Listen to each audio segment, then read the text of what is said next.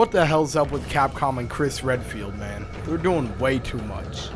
Or are they? Hello everyone, and welcome back to The Elephant, the series where we discuss the biggest elephants in the room regarding our main Resident Evil characters. Today's subject is Chris Redfield, and we'll be discussing Capcom's obsession with him and the reason behind it, as well as how it's affecting the Resident Evil fanbase. So without any further ado, let's get into it.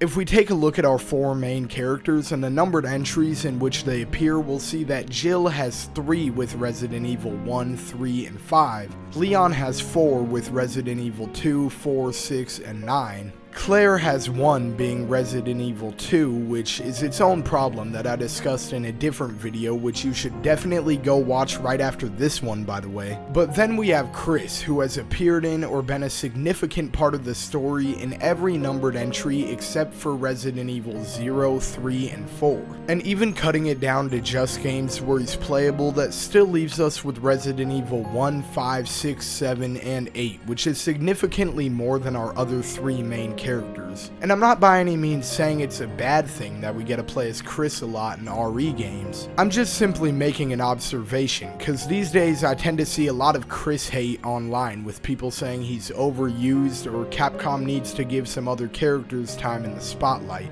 Which, to be fair, are valid critiques, but when you get into the straight up hate, like people saying he's the worst character in the series or that Capcom needs to kill him off, I think that's a bit extreme. But there's no denying that for the last 15 years or so, Capcom has been obsessed with this dude and intentionally shoving him to the forefront of the series and kinda shoving him down the throats of fans. Pause. But why is this? Is it just a coincidence, or is there a deeper meaning behind the omnipresence of Chris Redfield in Resident Evil games? Spoiler alert, it's the latter of the two, but before we get into that, if you guys could please help me out by hitting those like and subscribe buttons down below, that would help me out tremendously, and I will be eternally grateful to you for that. Thank you very much. And now with all that being said, let's get back to the video. Now, why is it that our boy Chris can't catch a break from these constant missions? I actually see a few valid potential reasons for this, and although the last one is quite a ways out there, I still 100% believe it to be true. Anyway, potential reason number 1 could be that he's the OG, right? He's been in the game since the first installment. He was the one used in all the promo for the original Resident Evil 1, and Capcom is proud to have him as a main character. The only problem I see with this is why would they not be doing the same thing for Jill Valentine? Maybe it's just because Chris's character and backstory are easier to fit into more different situations? I don't know. Potential reason number 2 could be that Capcom only wants one definitive main character for the franchise, because for the entire series up to this point, it's basically been decided by the fans that there are 4 main characters: Leon Kennedy, Jill Valentine, Claire Redfield, and Chris Redfield. But maybe this is Capcom's way of establishing the fact that there's only one main character.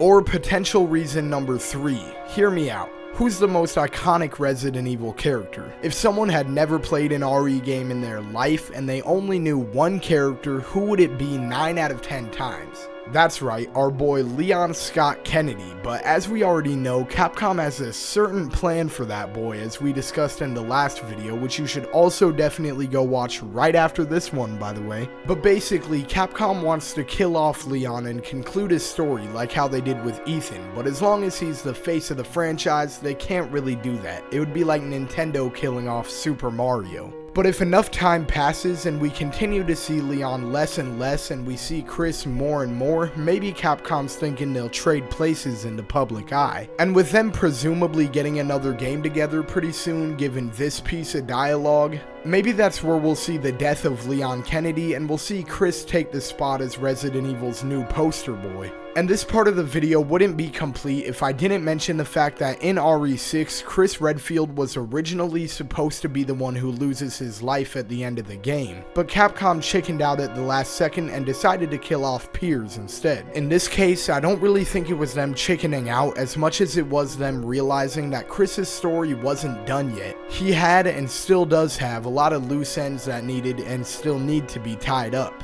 especially with Claire and Jill. And also I think it was them realizing that it would serve better for his character overall to keep him alive, since unlike Leon, there was no real reason or build up outside of RE6 for him to die. So they decided on keeping him alive, which I personally believe was the best move, since I really think we need to get another Jill and Chris game as well as another Chris and Claire game. And as I was writing the script for this video, somebody had a really good point in a comment that they left on my last video. Magnum567134 commented saying, quote, "Chris was the main character before Leon. Chris's story has always been more important to the series as a whole. Leon's popularity shot up dramatically after RE4, a game which, in all honesty, is kind of a standalone in the grand scheme of things. If anything, Leon was the one suddenly being thrust to the front, but lore-wise, Chris is the main character. He's just not as beloved." Which I completely agree with, if we're being honest. I think for the most part, Resident Evil has always kind of been Chris Redfield's story. But if this is the case, why is he not as iconic as Leon, and why are so many fans so mad that we're seeing him so often?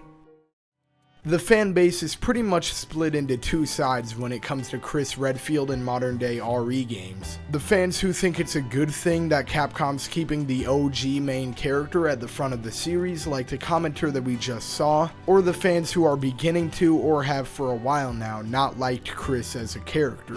But after seeing that comment, I began to wonder, why even is it that people wouldn't like Chris Redfield, since if we saw any of the other main characters this often, people would not be complaining. If we saw Leon, Jill, or Claire in 5 games in a row, people would be jumping for joy, so why is it that Chris in particular gets all the hate?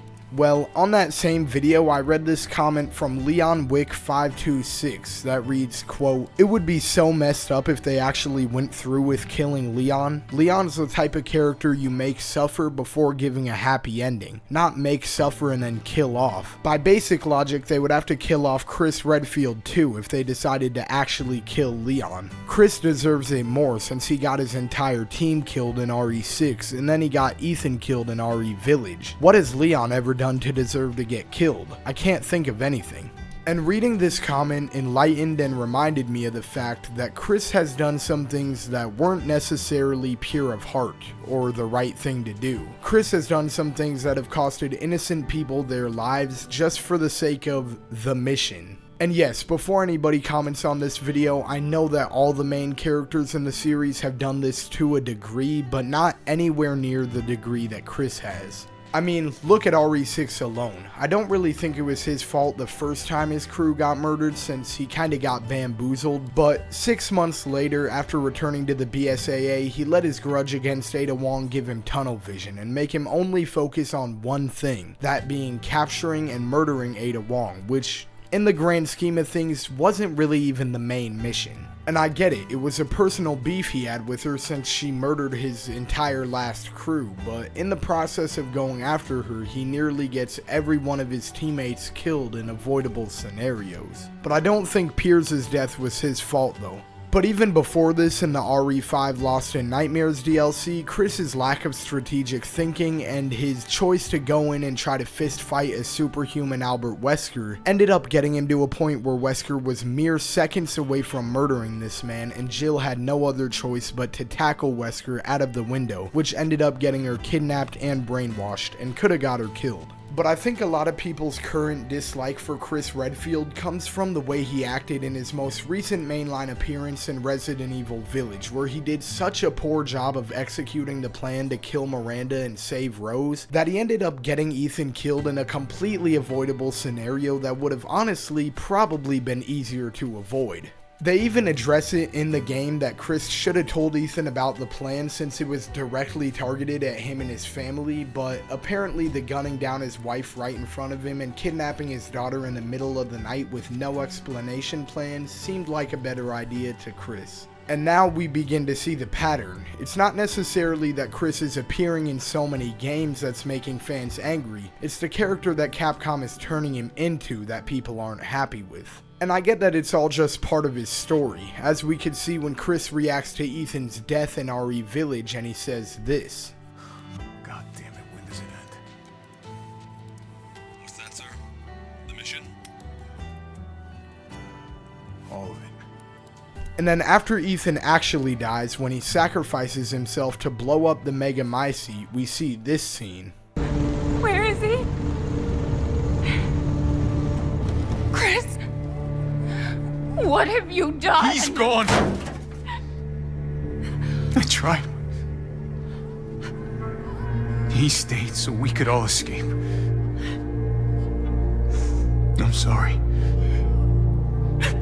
Where Chris actually sheds a tear at the loss of Ethan Winters. And in the movie Resident Evil Death Island, we see him telling Jill the story about peers. And scenes like this show us that even though he doesn't show it very often, Chris carries immense guilt and trauma from the people that he's lost, whether it was his fault or not. His character is the hero that lost everything and continues to lose everything time and time again, but no matter what, gets up and still keeps going, and no one is taking that away from him. I don't think any real fan of the series is trying to say that he's not a good character, that he hasn't saved the entire planet on multiple occasions. And at the root of it, I don't think it's the frequent appearances that are making fans mad either. I think people are just growing tired of Capcom using the same pattern of having him make very poor decisions when it comes to his comrades. And at the end of the day, I think that's one thing that Capcom needs to change. But I don't know if they will, and if they don't, it would make perfect sense and align perfectly with everything I talked about in my last video if we get another Leon and Chris game, and in this game we see the death of Leon Kennedy. But will this happen?